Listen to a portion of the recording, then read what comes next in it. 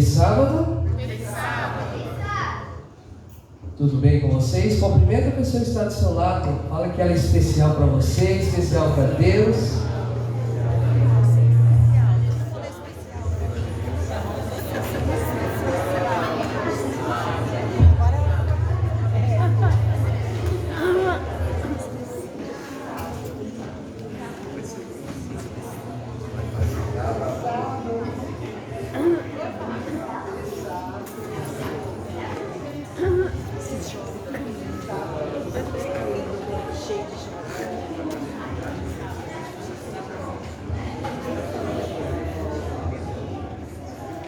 Que gostoso, né, irmãos? Que gostoso a gente estar aqui em comunidade, todos unidos, num só pensamento, num só propósito. Então, com este pensamento, com essa alegria no coração, eu convido todos vocês, juntamente conosco, a entoarem todos juntos, no nome na área adventista, o hino 361. Deus nos ouvirá.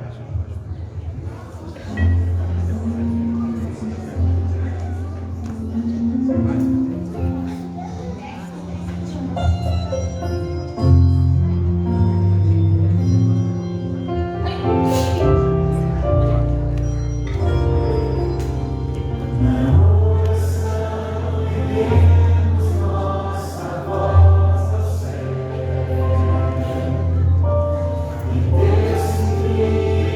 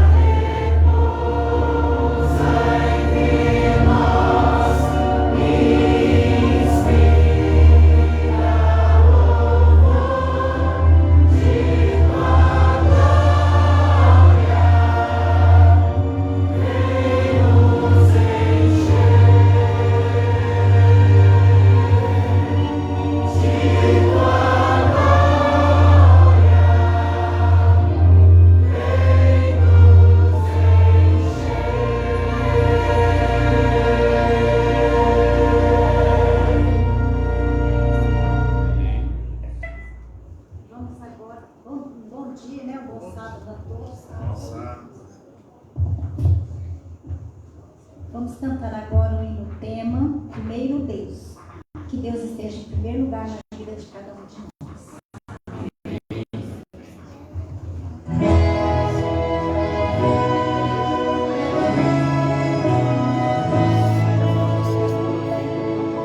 Antes do nascer do sol veio a ti, para um novo dia contigo começar. Sempre estás a me esperar e me ofereces teu modelo, e como servo me entrego ao meu Senhor. Primeiro Deus na minha vida, primeiro Deus no meu lar, primeiro Deus no meu agir, primeiro Deus no meu falar. Tudo de mim em resposta ao tudo de Deus. Fiel por prazer e leal pra te agradecer. Meus talentos pra teu louvor, meus tesouros dou por amor. Meu tempo eu te dou, sou o templo para a glória do Senhor. Primeiro Deus na minha vida, primeiro Deus no meu lar, primeiro Deus no meu agir, primeiro Deus no meu falar. Sou o templo para a glória do Senhor. Meus talentos para o teu louvor, meus tesouros dou por amor. Meu melhor eu te dou.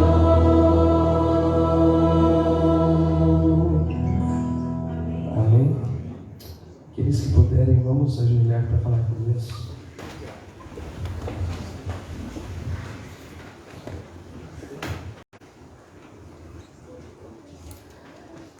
Querido Pai que está nos céus, muito obrigado por esse sábado maravilhoso, por podermos estar aqui na Tua casa, podemos agradecer tudo que o Senhor tem feito na nossa vida. Nos ajude a colocar o Senhor em primeiro lugar na nossa vida. Sabemos que nós temos muitos desafios, mas ao Teu lado, tudo se torna possível. Amém. Senhor, vem perdoar nossos pecados, nossas falhas. Nós somos homens e mulheres de lábios impuros, mas estamos aqui reconhecendo que somente o Senhor é nosso Salvador. Amém. Que o Teu Espírito Santo esteja aqui neste local, enchendo nossos corações e nossa mente. Que tudo aquilo que não for santo, tudo aquilo que não vem de Ti, que saia desse lugar, Pai. Esteja com o decorrer do culto, que tudo aqui seja feito para a honra e glória do Teu nome. Nós te pedimos e agradecemos, no doce nome do Senhor Jesus. Amém.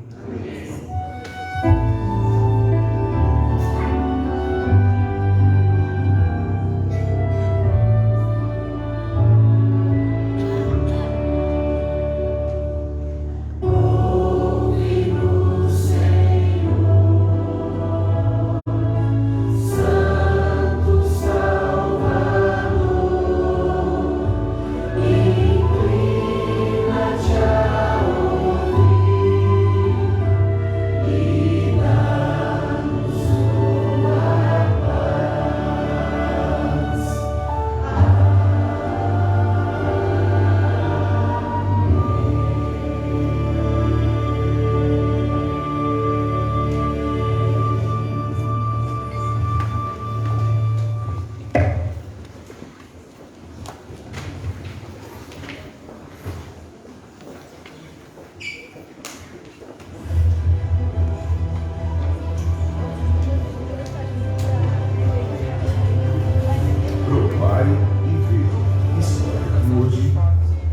lições para a vida.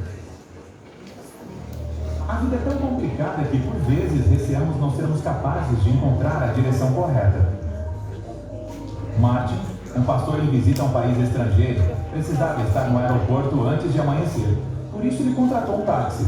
O motorista não estava usando nenhum sistema de GPS, mas parecia bastante confiante sobre a rota até o aeroporto. Até que ele começou a dar voltas pela cidade, procurando pela saída correta. O pastor, olhando para seu relógio, percebeu que o check-in já estava aberto. Quando finalmente estavam na rodovia, o motorista confessou que nunca havia ido ao aeroporto, mas que uma vez um amigo o havia ensinado a chegar até lá. Ele procurava placas na estrada constantemente. Ver que o motorista estava hesitante estava deixando o pastor bastante preocupado. Depois de dirigir durante os supostos 30 minutos de duração da viagem, o motorista parou o carro em um trecho estreito no meio do nada e fez várias chamadas telefônicas. O tempo estava se esgotando, o check-in já estava fechado e o pastor estava preso com o motorista que ainda não sabia a rota para o aeroporto. Não precisamos fazer o mesmo na jornada de nossas vidas. A humanidade foi criada com um manual para viajar através do labirinto da vida. No princípio, o Senhor deixou instruções claras aos nossos primeiros pais. Ele disse: coma livremente de qualquer árvore do jardim, mas não coma da árvore do conhecimento do bem e do mal, porque no dia em que dela comer, certamente você morrerá. Se eles apenas houvessem seguido a orientação de Deus, eles teriam ficado livres de preocupações.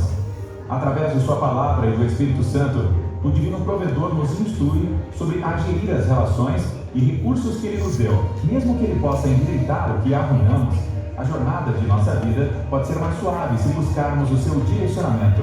Aqueles que seguirem as suas instruções entrarão no caminho certo para alcançar seus objetivos e o destino final. Enquanto adoramos a Deus com nossos dízimos e pactos, que possamos convidá-lo para ser o guia de nossas decisões de vida e gestão de recursos. Que possamos colocar nossos desejos em último lugar e Deus em primeiro.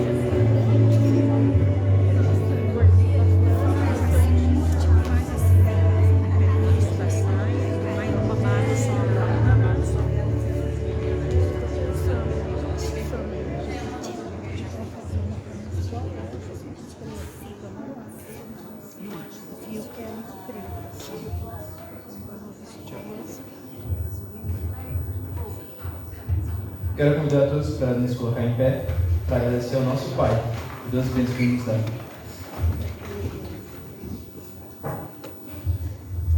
Pai, querido Deus, nós estamos muito agradecidos pela oportunidade que o Senhor nos dá de estar aqui hoje, na Tua presença, para ouvirmos a Tua palavra. Senhor, agradecemos todas as bênçãos que o Senhor nos deu durante a semana, por todo sim, por todo não, por toda porta que o Senhor abriu e por toda porta que o Senhor fechou. Porque o Senhor sabe o que é melhor para a gente e o que a gente precisa. Amém. Sabemos que o Senhor ouve as nossas orações. Sabemos que não é no nosso tempo, mas é no seu. E a gente confia plenamente no Senhor. Amém. Senhor, abençoe a vida de cada família aqui representada. E lembre com carinho aqueles que não estão aqui. A gente sente a falta deles assim como o Senhor. Pai, abençoe todos os dízimos e ofertas doados aqui de coração. Receba essa parte, que é a sua parte, Senhor. O Senhor nos deu e a gente está devolvendo a sua parte, a sua pequena parte. A gente tem que te dar muito mais, porque o Senhor nos dá muita coisa. Senhor, abençoe a família das pessoas que não estão tendo a oportunidade de fazer a sua oferta e de devolver o seu dízimo. Abençoe, Senhor, a todos, que todos tenham a oportunidade de devolver a sua parte. Lembre sempre com carinho dessas pessoas.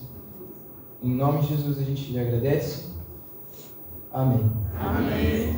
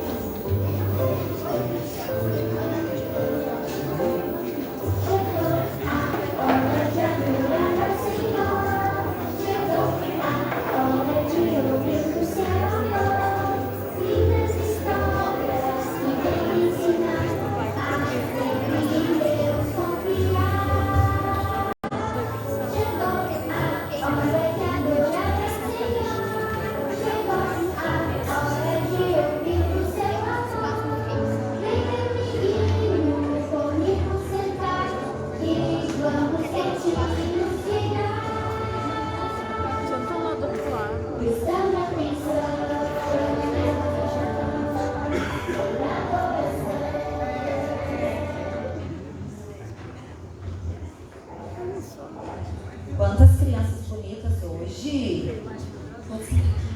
Isso. Muito bem. Que bom que nós temos muitas crianças hoje, né? Feliz sábado para vocês. Ai, vou perguntar de novo. Feliz sábado. Feliz sábado. Agora sim. Agora vocês estão atentos. Todos estão felizes hoje?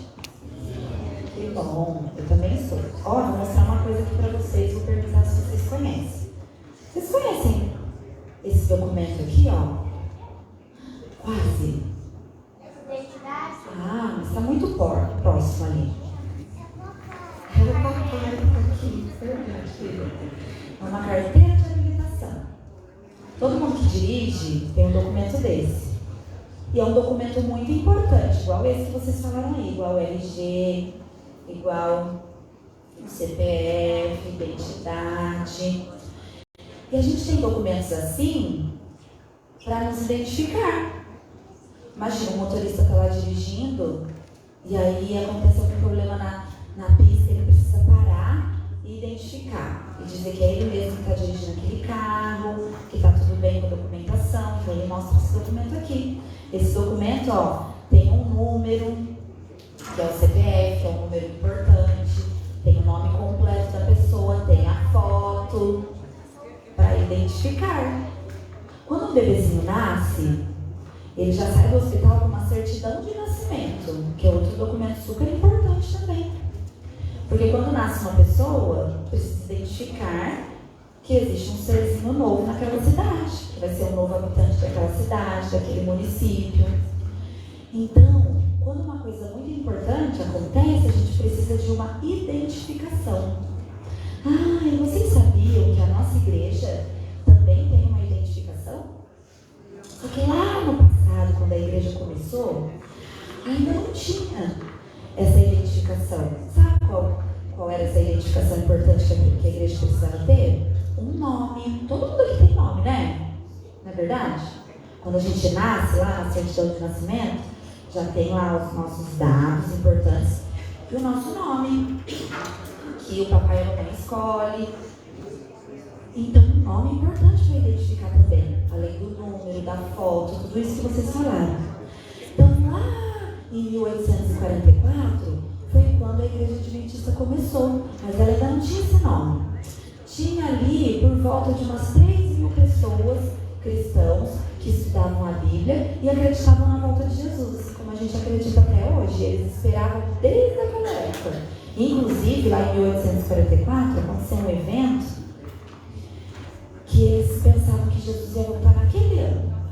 Aconteceu um outro evento muito importante lá no céu, mas não foi a volta de Jesus, mas eles já acreditavam que aconteceria, assim como a gente acredita até hoje.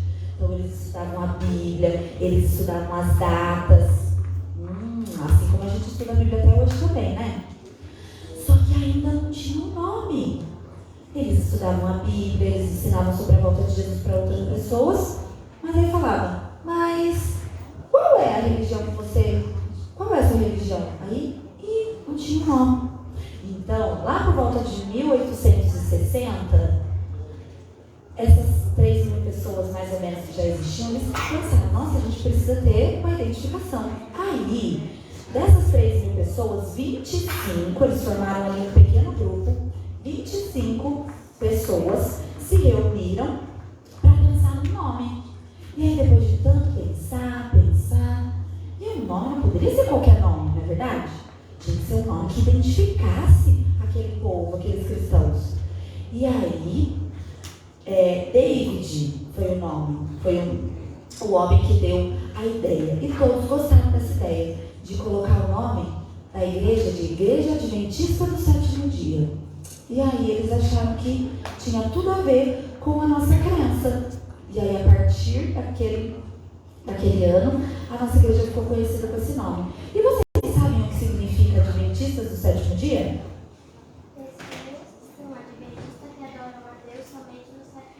Isso, pessoas que adoram a Deus. Adventistas vem de advento. Advento significa a volta de Jesus. Porque lá naquela época aqueles homens já acreditavam que Jesus voltaria e a gente continua crendo que um dia ele vai voltar, não é verdade? E do sétimo dia por causa do sábado, que é o dia de descanso que está lá na Bíblia, que Jesus criou para nós estarmos aqui. Por isso nós estamos aqui hoje, que é o sábado, estarmos juntos aqui na comunidade e fazemos muitas atividades legais nesse dia também. À tarde temos aventureiros e tem muita coisa boa que a gente faz nesse dia. Então por isso que a nossa igreja tem esse nome, por causa desse significado que é muito importante. A volta de Jesus e o sábado, que é esse dia tão importante.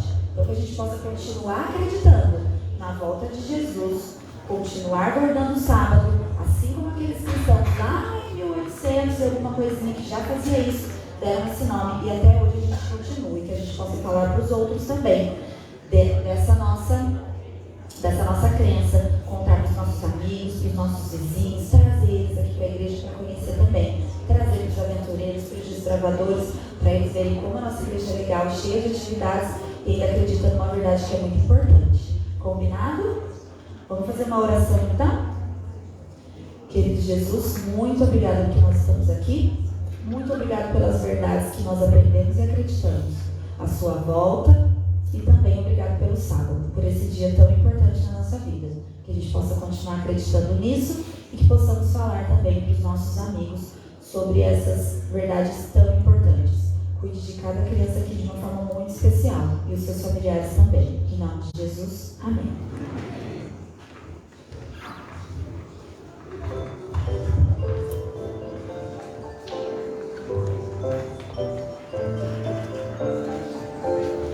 Chegou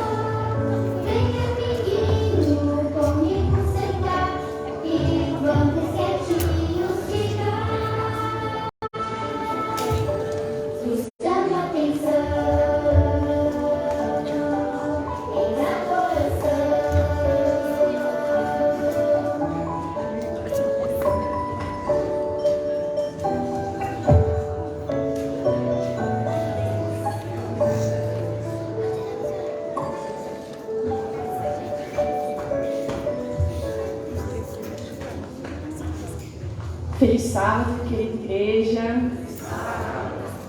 Foi muito bom estar com vocês, fazendo 10 dias de oração. Ainda não acabou, né? Acaba amanhã. Muito obrigada por terem me recebido. É sempre uma alegria servir vocês aqui nessa igreja. O título, ou melhor, o tema, né? O tema de hoje fala sobre o livro do Apocalipse. Quem estudou, quem vai estudar, fala sobre as mensagens angélicas.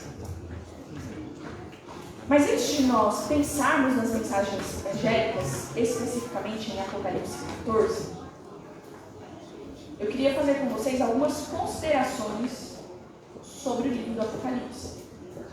Por exemplo, o livro do Apocalipse, ele tem muitos símbolos, isso não é novidade para você. Mas assim como no livro de Daniel, existem as profecias, e depois Daniel vê as mesmas profecias, só que com outros símbolos. A gente vai ter essa semelhança no livro de Apocalipse. 7 selos, 7 trombetas. E é como se as cenas se repetissem, mas são cenas de um mesmo filme. Por exemplo, os 144.000, eles aparecem antes de Apocalipse 14. E João vê quem é esse povo, vê quem são eles.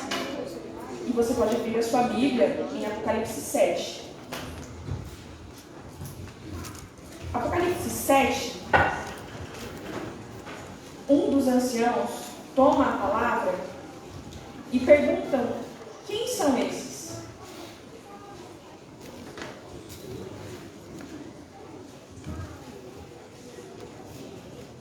Quem são?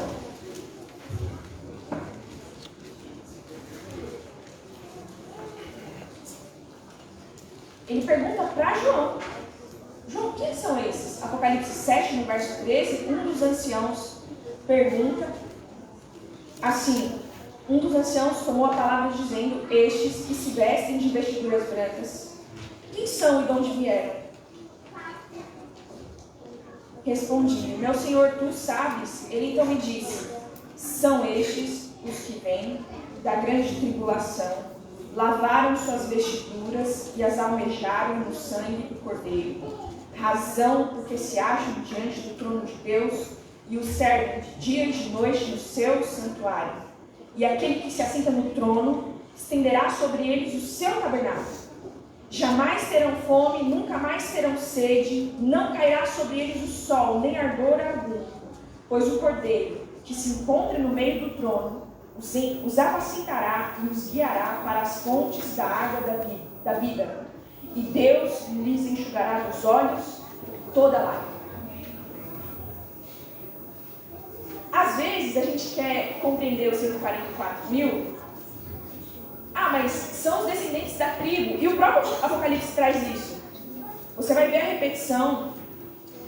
A partir do capítulo 5, a gente vê um outro cenário. E o Apocalipse ele vai ter essas repetições. 7 selos, 7 trombetas, 7 igrejas. A princípio parece tudo muito confuso. Mas eu quero te dar 3 dicas para você compreender o Apocalipse. Primeira dica: leia todo o livro mais de uma vez. Você já montou um quebra-cabeça? Acho que todo mundo já montou um quebra-cabeça. Se você colocar todas as peças no chão e fazer a sua primeira tentativa, você vai montar um pouco dele. Eu não gosto de quebra-cabeça, irmãos. Tem gente que fala assim: para relaxar, que me estressa. Que eu faço uma, faço 2, faço 3, e aquele de 1.000 peças. E o de 5.000 peças nunca acaba, sempre piora. 10.000 peças, nunca melhora. Só que você monta uma, depois você monta 2, depois você monta 3. E o que eu acho legal é que chega um momento que você já decorou as peças. E perde a graça, e você já é um de 15.000 peças agora. O livro do Apocalipse ele tem exatamente esse mesmo formato de quebra-cabeça. E o que é mais interessante é que ele tem um formato de repetição. Então, quem estuda os 7 selos, compreende as 7 trombetas, que também entende o momento que os 144.000 passam. Porque Porque do jeito que nesse primeiro momento é colocado, parece que já aconteceu a tribulação. E parece que eles já estão no céu. Só que depois, João volta o close da câmera e parece que a tribulação está acontecendo de novo. Quando na verdade não é assim. Portanto, por isso, nessa manhã, a segunda dica que eu quero deixar para você é: conheça o Antigo Testamento. Para compreendermos o livro de Apocalipse, você precisa entender o Antigo Testamento. Sem o Antigo Testamento, não temos uma correta interpretação do livro do Apocalipse. Ah, Carol, você está dizendo isso porque você é adventista do sétimo dia. O Antigo Testamento é a velha aliança, o Antigo Testamento é o tempo da lei. Tudo bem, você tem o direito de pensar assim na sua vertente teológica. Mas lembre-se, tudo que tem no Novo Testamento dialoga com o Antigo Testamento. Quer na sua interpretação faça parte da velha aliança, faça parte do tempo da lei. O tempo todo. E é nesse momento, então, que eu quero te dar uma terceira e última dica. Claro que isso não esgota, de maneira alguma, o caminho para a interpretação do Apocalipse, que é: tenha um livro que explique para você a cultura da época. Sim, você precisa de um livro que te explique a cultura da época. Os livros de Joaquim e Jeremias, eles são ótimos, porque eles explicam exatamente como funcionava o primeiro século, que é o contexto que João está escrevendo, que é o contexto onde Jesus viveu. Tudo deles, irmãos, tudo deles é absolutamente diferente da nossa cultura ocidental hoje. Muito diferente. E eu tive a oportunidade de estar lá, e é engraçado, né? Porque a gente sofre um choque cultural, e eu sofri um choque cultural gigantesco. Um beduíno chamou a gente para jantar na casa dele, e é um povo muito festeiro. Eles gostam de festa e de comida. Eu acho que o pai nos já não sabe. Tenho quase certeza. Só que aí o primeiro choque é que a gente come com a mão. Tudo bem, não é um problema, não é questão de sujar. Mas quando eu vi a cabeça da cabra no meio da vasilha do arroz. Ah, vocês estão rindo de mim, né? A vasilha da cabra no meio da vasilha do arroz. A vasilha do arroz mais ou menos do tamanho aqui desse vidro do fundo, tá? Aí a cabeça aqui assim. E ele tirou o pano. E aí minha amiga falou assim: Carol, ele trabalhou o mês inteiro na nossa escavação para fornecer esse jantar pra gente. Aí eu falei assim: aí ela, você vai ter que comer por um outro fator. Não comer é falta de respeito. Não só falta de respeito assim, estou desfazendo o seu jantar, não gosto dessa comida. É mais ou menos assim, nós somos inimigos. Então eu precisava comer. E aí, irmãos, eu olhava para a cabra, ela me olhava. E eu ficava pensando, que quando você chega lá, tem muitos cabritinhos e você fica aqui juntinhos, né? E aqui eu não tenho costume de comer cabra. Eu olhava para aquela cabra, eu comia aquele arroz, eu comia. E eu fui lá para dentro, eles não tinham fogão. Eles fazem uma espécie de canos no chão, os canos de ferro, que tem uma boquinha semelhante à boquinha do nosso fogão. E eles montam como se fosse um cesto. E eles colocam uma panela, preparam o arroz com um plástico por cima. E eu ficava pensando, meu Deus, isso é tóxico. Plástico derretendo junto com o arroz. Tinha que comer, eu come mais. E aí acabava o prato e trazia mais. Cabe mais. Pensa num dia que eu orava dentro de mim, Senhor, acaba esse dia. Ele falava árabe, eu não entendia árabe. E eu ficava assim, o que será que está acontecendo? Eu vou morrer quando eu sair daqui.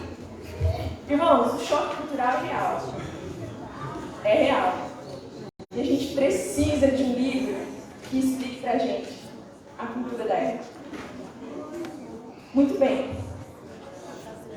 O texto dessa manhã, dada essa introdução maravilhosa, convido você a abrir sua Bíblia em Apocalipse capítulo 5. Se existe uma figura, um personagem que você precisa compreender no livro do Apocalipse, é a figura do Cordeiro. Ah, mas é muito fácil, o Cordeiro é Jesus. Absolutamente correto. Só que o que esse Cordeiro faz? Qual a importância que ele tem no livro do Apocalipse? Por que ele é chamado o tempo todo de Cordeiro? Apocalipse 5 começa assim: vi na mão direita daquele que estava sentado no trono um livro escrito por dentro e por fora, de todo selado com 7 selos. Vi também um anjo forte que proclamava em grande voz: quem é digno de abrir o livro e de lhe desatar os selos? Ora, nem no céu, nem sobre a terra, nem debaixo da terra, nem ninguém podia abrir o livro, nem mesmo olhar para ele. E eu chorava muito, porque ninguém foi achado digno de abrir o livro, nem mesmo de olhar para ele. Todavia, um dos anciãos me disse: não chores. Eis que o leão da tribo de Judá, a raiz de Davi, venceu para abrir o livro e os seus 7 selos. Olha o Antigo Testamento aparecendo. Exatamente aqui. Raiz de Davi, leão da tribo de Judá. Você que conhece o livro de Gênesis, eu nem vou me ater ao fato de ser raiz de Davi, mas você que conhece o livro de Gênesis sabe quem foi Judá. A história da família de Judá e da família de Jacó começa em Gênesis 37, você não precisa abrir, eu vou resumir para dar tempo. Começa em Gênesis 37, falando sobre um menino que tinha sonhos. José tinha 17 anos, e ele tinha outros irmãos, e ele era filho da mãe que Jacó amava. Ou melhor, ele era filho da mulher que Jacó amava. Isso desperta os ciúmes entre os irmãos, e os irmãos então eles precisam de uma solução para lidar com tudo aquilo. Eles têm uma brilhante ideia. Eu estou sempre falando, tá? Eles têm uma brilhante ideia. Nosso irmão está trazendo muito problema para a gente. Vamos vender ele. Só que diz o texto que quem trouxe a ideia de vender o menino foi Judá. E a gente estudou a história de José a vida inteira, achando que a história era de José. Quando, na verdade, a história é de José e Judá. Assim que José é vendido para uma caravana, que ele é lançado no buraco, que ele acha que os irmãos iam resgatá-lo, e isso não acontece, o texto começa a narrar sobre a história de Judá. E a gente vê que Judá é um homem complexo. É um homem que tem defeitos, é um homem que tem falhas. Primeiro ele sugere vender o irmão. Depois ele tem filhos maus, que o texto conta, Deus tem que matá-los, Deus tira a vida de 2 filhos de Judá. Em seguida, ele perde os filhos, e no mesmo capítulo ele sobe para tosquear ovelhas, ele vê uma mulher no caminho. Ele acha que ela é uma prostituta. O texto diz, o Talmud enfatiza, que ele a tem, ele a vê como prostituta. Não foi que ela se vestiu como prostituta. Ela se veste se cobrindo, mas no olhar dele e na visão dele, ele acha que ela é uma prostituta. E o texto começa então a dizer sobre Judá e como ele resolve aquilo que aparece na vida dele. Ele não tinha dinheiro, a mulher insiste, e ele deixa o cajado, o selo e o cordão. Basicamente, cartão de crédito, RG e CPF. Meses depois, a nora, que tinha perdido o esposo, e pela lei do levirato, ela deveria se casar com o próximo filho, que Judá está negando, que é dela por direito, o que acontece? A nora aparece grávida. Judá tem uma solução assim, extremamente justa. Tirem essa mulher da minha casa, coloquem ela para fora e vamos queimá-la viva. O texto diz com essas palavras. Percebe quem é Judá? Jesus é o leão da tribo de Judá. Carol, deve ser outro Judá, né? Não, é desse Judá. A Bíblia é como se ela fizesse um corte, assim, igual filme mesmo. Para aí a história. Tamar não é queimada viva. E volta para a história de José. No Egito, que ele sofre. E a gente aparentemente não sabe mais nada de Judá. E é nesse momento, então, no livro de Gênesis, que José vive todos aqueles momentos baixos com a senhora de Potifar. Depois ele vai parar na prisão. ele tem um sonho, ou melhor, o copeiro e o padeiro têm um sonho, e em seguida, depois ele se torna rei, vem a fome sobre a terra, quem é que aparece? Os irmãos. Quando os irmãos aparecem, José se emociona, desconfia, e ele tem uma ideia. Eu vou testar para ver se eles estão falando a verdade. Pede para trazer o irmão mais novo, coloca a taça no saco ali de comida do irmão mais novo. Quando ele coloca a taça, ele vai ver a reação dos irmãos. José era um irmão inocente que foi vendido como se fosse um escravo culpado. Quando a taça aparece na sacola de Benjamim, adivinha qual irmão aparece para ficar no lugar de um irmão culpado? Judá. E é nesse momento que a gente vê claramente que a história não é só sobre José, o justo, o sonhador, o filho amado, o menino mais novo, o filho da mulher que Jacó amava. Nesse momento a gente percebe que o texto está alternando entre José e Jacó. Ou melhor, tudo com J, nossa, que é uma confusão na cabeça. Jesus, Judá, Jacó, José, eu me perco mesmo. Entre José e Judá, obrigada, vocês estão prestando atenção. Entre José e Judá. Porque o texto está dizendo para nós que a transformação da família de Jacó aconteceu de forma silenciosa e através do Espírito de Deus. Judá foi transformado. E a linguagem comenta sobre esse episódio quando ele se oferece para ficar no lugar de Benjamim. Judá foi transformado após o episódio que ele tem com Tamar. Quando ela usa injustiça para fazer justiça, Judá diz: essa mulher é mais justa do que eu. E é nesse momento que eu convido você a compreender o que aconteceu em Apocalipse 5. Só porque Jesus é o leão da tribo de Judá, Gênesis 49. Por que Jesus leão da tribo de Judá? Tinha José, por que não da tribo de José? José que era bom, Carol. Eu sei, eu também carrego essa indignação.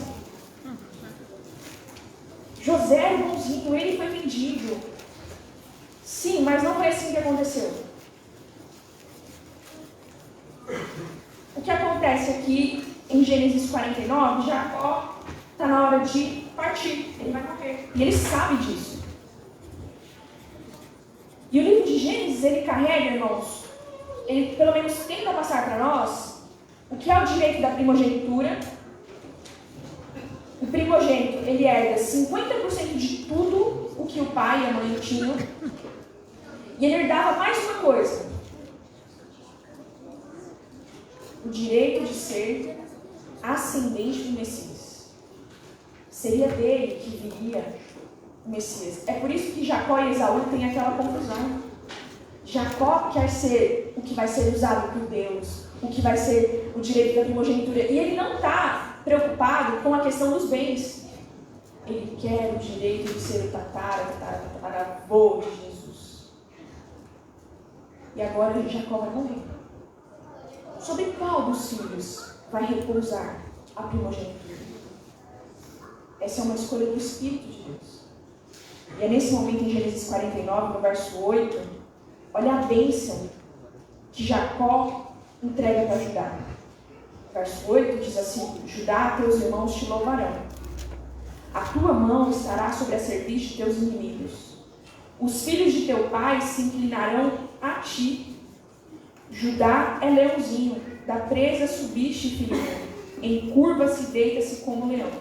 E como leoa, quem o despertará? E agora vem o direito da primogenitura.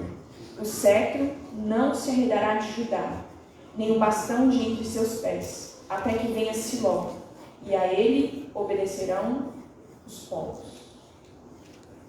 Tudo o que está aqui, nesse momento, se cumpre no cenário de Apocalipse 5, uma visão de João, quando existe uma pergunta que paira no céu: quem é aquele que é digno de abrir o livro? E no grego, no texto, quando a palavra ninguém aparece, ninguém é porque não há criatura, nem em cima lá no céu, nem aqui na terra, não existe ninguém que é digno. E João começa a se desesperar, porque qual seria história do mundo, sobre a história do universo. Porque perceba, é uma cena que acontece lá na sala do trono. E a gente acabou de ver que Deus, em sua escolha, escolhe um personagem, um indivíduo que tem falhas, que tem defeitos e que em seu coração acalentou muita maldade contra alguém que é inocente, José. Só que para a gente entender o que está acontecendo aqui, por que Deus faz essa escolha, por que exatamente eu não sei te dizer, irmãos. Mas o texto ele vai trazer uma sugestão para nós. O cordeiro é digno, ele venceu. E acompanhe comigo Apocalipse 5, no verso 6, quando diz assim: então vi no meio do trono dos 4 seres viventes e entre os anciãos de pé um cordeiro como tem sido morto. Imagina um cordeiro tombado, deitado, morto. Era a cena. E olha que curioso. Isso sugere vitória. A morte desse cordeiro sugere vitória. E ele vai falar dos chifres, dos olhos, dos Espíritos de Deus. Olha o verso 7 comigo. Veio, pois, esse cordeiro que estava ferido, que estava meio que morto, tomou o livro da mão direita daquele que estava sentado no trono. E quando ele toma o livro, os 4 seres viventes e os 24 anciãos prostram-se diante do cordeiro, tendo cada um deles uma harpa e as taças de ouro, cheias de incenso, que são as orações dos santos, e entoavam um novo cântico, dizendo: digno és de tomar o livro e de abrir os selos, porque foste morto, e com o teu sangue compraste para Deus os que procedem de toda tribo, língua, povo e nação. E para o nosso Deus os constituíste reino e sacerdotes, e reinarão sobre a terra. Aqui, a gente tem um vislumbre da razão pela qual Deus escolheu Judá. Judá se torna um ascendente direto da raiz messiânica, da família messiânica, não por mérito, não por boas ações, mas pela graça do sangue do Cordeiro. Apocalipse 5 é uma cena que acontece na sala do trono. É uma cena poderosa, uma cena de inauguração de todos os eventos que estão acontecendo em seguida, do capítulo 5 até o capítulo 20. O capítulo 14 está exatamente no meio desses eventos.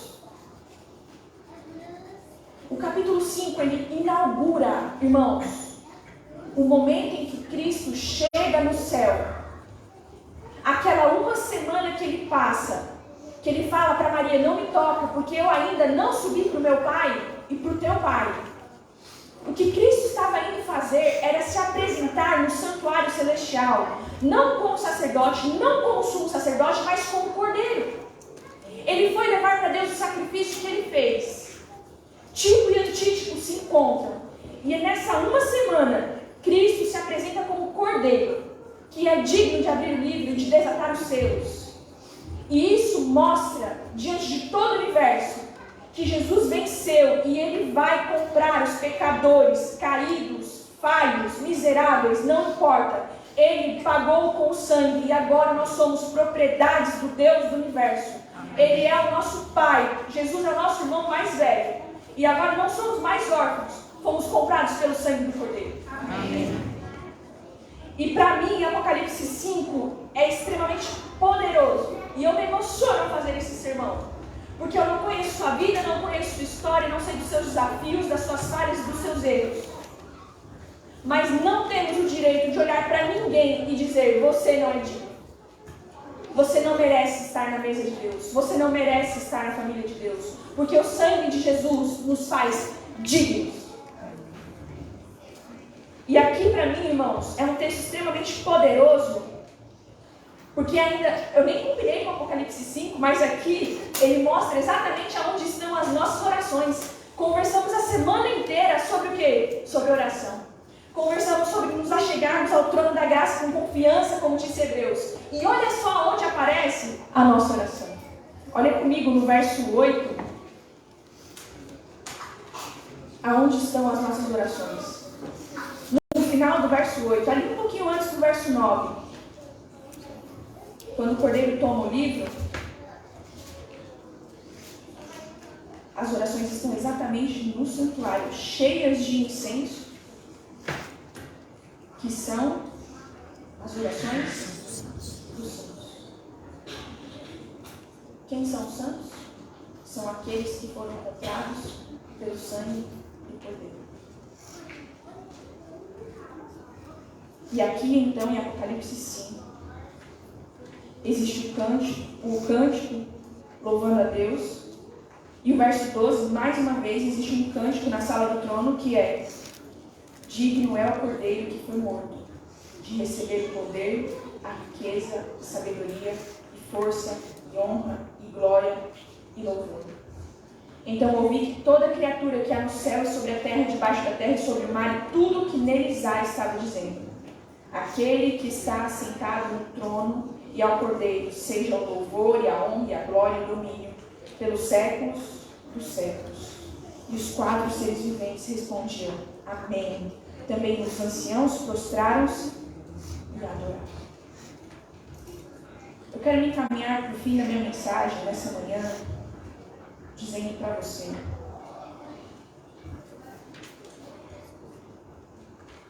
não deixe de orar, porque o seu coração diz que Deus não está ouvindo você, porque você é pecador demais. Não deixe de orar, porque no seu coração você sente medo de Deus. Não deixe de orar, porque você pensa que você é indigno. Mas, Carol, não é verdade o que minha mente e meu coração dizem? Pode até ser. Pode até ser. Não sei. Mas verdade maior é o sangue de Jesus, que nos comprou e nos perdoou. Verdade maior é o sangue de Cristo, que apaga os nossos pecados, que nos declara perdoados. E o perdão de Deus, a compra de Deus, ela é tão séria, ela é tão verdadeira, irmãos, que o céu para em uma cena como essa para glorificar o Cordeiro, que é Cordeiro e Leão, a mesma cena, animais diferentes, um Cordeiro tão frágil, mas leão. Eu quero me encaminhar para o fim dos 10 dias de oração, declarando que a Bíblia declara, de que nossas orações estão na sala do trono, e hora ou outra, Deus há de nos responder de forma oportuna, nem com sim ou com não, não sei, Deus há de nos responder, porque não existe oração que não seja ouvida. Não existe oração que não suba, em nome de Jesus, até o trono da graça. Portanto, apresente os seus filhos nas orações, apresente sua esposa, seu marido, apresente os seus problemas, apresente as suas lutas. Porque de uma coisa podemos concluir após ler Apocalipse 5: a guerra está ganha. A vitória é garantida, irmãos. Não desiste agora, não para agora. É daqui para frente, para trás, nem para pegar impulso, como dizem os coaches.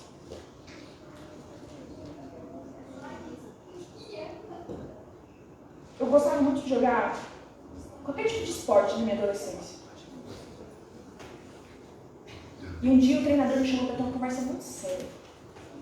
Eu ficava muito chateada quando dava o segundo tempo e a gente estava perdendo. Eu não queria mais jogar.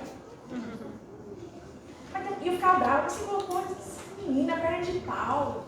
Não acredito, não, eu ficava brava e um dia ele falou assim: Carol, por que quando você sabe que a vitória está certa, você joga com toda a sua garra? Eu falei assim: que a vitória não. E por que quando você acha que vai perder, você desiste? Eu falei assim: porque eu vou ficar me esforçando, vou ficar correndo. Eu dei lá as desculpas no adolescente, vou ficar correndo igual boa na quadra, até me machuquei outro dia. E ele falou assim: não é assim que funciona.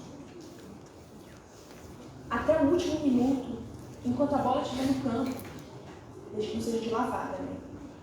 Tem chance de virar o jogo. Claro que eu fiquei chateada, irmãos, e aquilo, depois a maturidade vem e ela coloca, né, tudo no lugar, ou ela tira tudo do lugar para conservar também. A gente está jogando um jogo, na verdade uma guerra, que já está ganha. A sua salvação está garantida. As suas orações são ouvidas. Continue caminhando, continue firme. O mesmo Deus que transformou Judá pode transformar qualquer vitória. Confie, a vitória é nossa, através de Cristo Jesus. Que Deus te abençoe e que a gente tenha o resto de sábado na presença dele.